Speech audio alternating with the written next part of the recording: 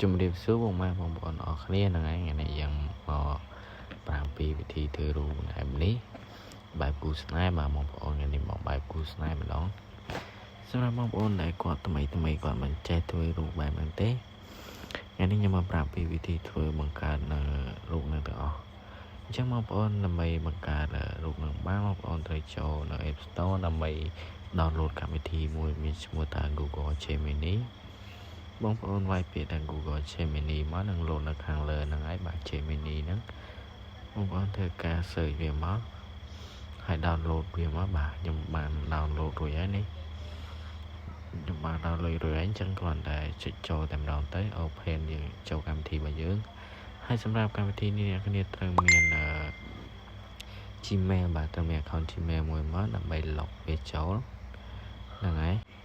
បន្តមកបងប្អូនមើលកន្លែងមើលខាងក្រោមមកមានសញ្ញាបូកហ្នឹងគេស្វែងដៃចុចត្រង់ហ្នឹងមកហើយចុចរើសរូបភាពរបស់យើងបាទ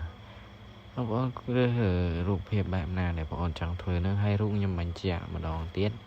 គឺយើងយករូបដែលមានសភាពច្បាស់បាទអត់មានព្រិលឬក៏ edit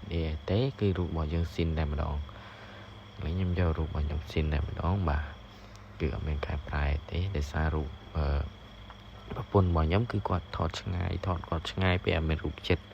អញ្ចឹងយកទៅប្រហែលជាមុខអត់សូវច្បាស់ទេប្រពន្ធរបស់ខ្ញុំបាទគេបង្កើតមកគឺមុខរបស់យើងអត់ច្បាស់ដែរអញ្ចឹងយើងគួរតរគៀកឲ្យស៊ីនមកណារូបរបស់យើងដើម្បី generate មករូបរបស់យើងគឺច្បាស់នឹងមុខរបស់យើងតែម្ដងដោយសារយើងយកឆ្ងាយយើងប្រហែលជាអត់ច្បាស់ទេអូខេអញ្ចឹង front អ្នកគ្នាចូលទៅ copy ទៅខ្ញុំដាក់ក្រោម decision ហ្នឹងនេះ front របស់ខ្ញុំចូលមក copy បាទហើយចុចលើវាមួយមកបាទហើយផាសមកអូខេ